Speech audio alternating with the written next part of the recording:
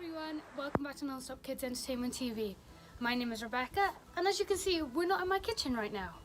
That's because it's such lovely weather. I spent most of the morning gardening.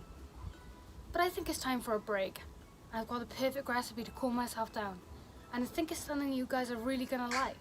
Let's get started, shall we? So hey again guys, we're going to be making some ice cream sandwiches today. For my ingredients, I've got 30 grams of cocoa powder, 250 grams of caster sugar, 100 grams of unsalted butter, 4 eggs, 50 grams of plain flour, and 200 grams of plain chocolate. I'm just using one of my leftover Easter eggs. For your equipment, you're going to need a bowl and a smaller bowl, but I forgot to get one out, a whisk, wooden spoon, and a lined baking tray. As you can see, I've already lined this one with a little bit of oil on the bottom and on the top of the baking paper. Make sure that the brownies don't stick to the pan. Now, I know you guys know the drill. I'm going to put it in again anyway, just to remind you to wash your hands before you handle any kind of food. It's extremely important, especially during these times. Remember to wash your hands really thoroughly and wash everywhere, just like in this video. Have your parent or guardian preheat the oven to 180 degrees for you, and we can get started. So get your eggs and your sugar and crack them into the bowl. Remember to be extremely observant when you're cracking your eggs. We don't want to get any eggshell in with the contents. And while our eggs are cracked, we're going to add in all of our sugar all at once.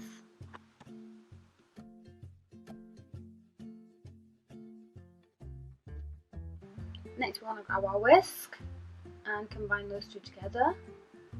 We want to mix for about 5 to 10 minutes. Until they're both completely combined and the mixture has become light and fluffy. It should be a slightly paler colour as well.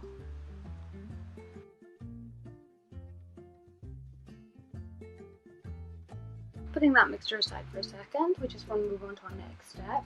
Getting the smaller bowl I mentioned earlier and putting in our butter, all of our butter. It always seems to stick. Here we go. And our chocolate. Is the fun part. Smash!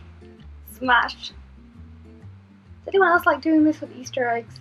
I love smashing them open. Especially when they're nice and cold and they make a crunching sound.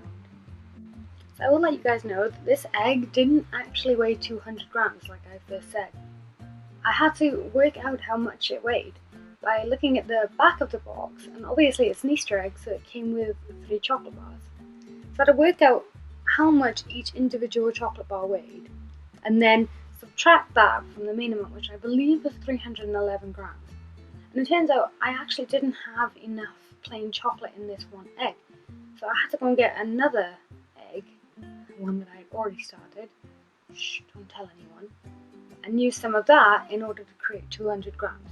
So if you need to do this, feel free. Put that in the microwave for about a minute. After 30 seconds, you'll take it out and give it a stir. We want to do this because microwaves heat unevenly, so you have to stir it, especially when making the chocolate, otherwise it will burn in one area and it'll ruin the whole thing. Back in the microwave. This may take longer or shorter time for you, depending on how cold your chocolate was, what kind of chocolate you used. If you used the Easter egg like me, or if you used a solid chocolate bar, it may take longer. When that's all combined and all melted, we want to tip that in with our egg mixture from earlier. Next, grab your wooden spoon and fold those ingredients together. If you don't know how to fold, basically we're bringing all of the ingredients from the bottom of the bowl to the top in a circular or sweeping motion. You can even use a figure of 8 motion if you prefer, just like you see me doing right now. The reason that we're folding our mixture is because we wanted to keep it nice and aerated, and doing this is nice and gentle so the mixture stays light and fluffy. Keep going until you reach this consistency. It should all be one colour. Next we want to grab our sieve and add in our plain flour and our cocoa powder. If you don't have a sieve, you can just put both of these in a bowl together and mix until there are no lumps. We want to take our wooden spoon again and fold those in as well, same technique that we used a couple of seconds ago. At this point, if you like, you can add some pecans or peanuts, some chopped up candy bars like Snickers or Mars bars, or even mini marshmallows. It's completely up to you. Next we want to grab our baking sheet, which should be pre-aligned from earlier, and we want to tip our mixture in. Now I'm just taking my wooden spoon and using it to spread the mixture to the edges and make sure that it's nice and even all over the pan.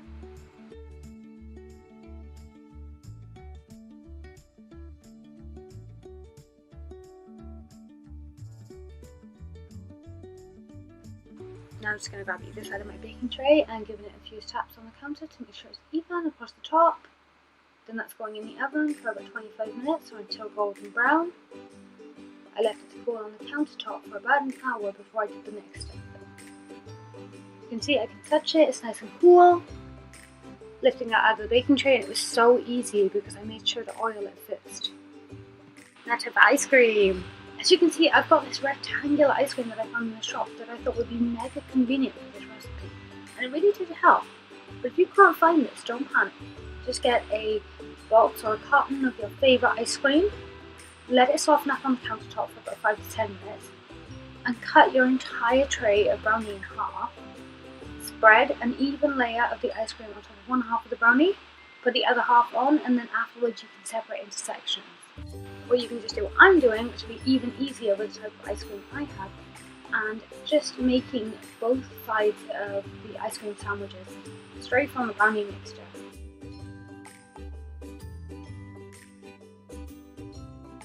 I've seen some variations online of ice cream sandwiches just like these, where you can use a cookie or biscuit recipe instead of brownies. I'm using brownies because I like the fudgy texture. I'm just cutting off a slice of my ice cream and placing it on the brownie. See how easy it was with the rectangular shaped ice cream? I've made an almost perfect slice on first try. Just doing up the edges a bit and then putting it on the top of the sandwich. I've also got some clear cellophane wrap. These are made for chocolates or cookies, but I'm just going to put them in here so that I can put them in my freezer and separate them nicely. And you can take these out and eat them by themselves, or you can put them on a plate and decorate them. It's completely up to you. And we are done, guys. I think this was an amazing way to start off our summer with these lovely frozen treats. I hope you guys enjoy them during these lovely sunny days, even if it's just in your back garden. Stay safe, and I'll see you next week. Bye bye, everyone.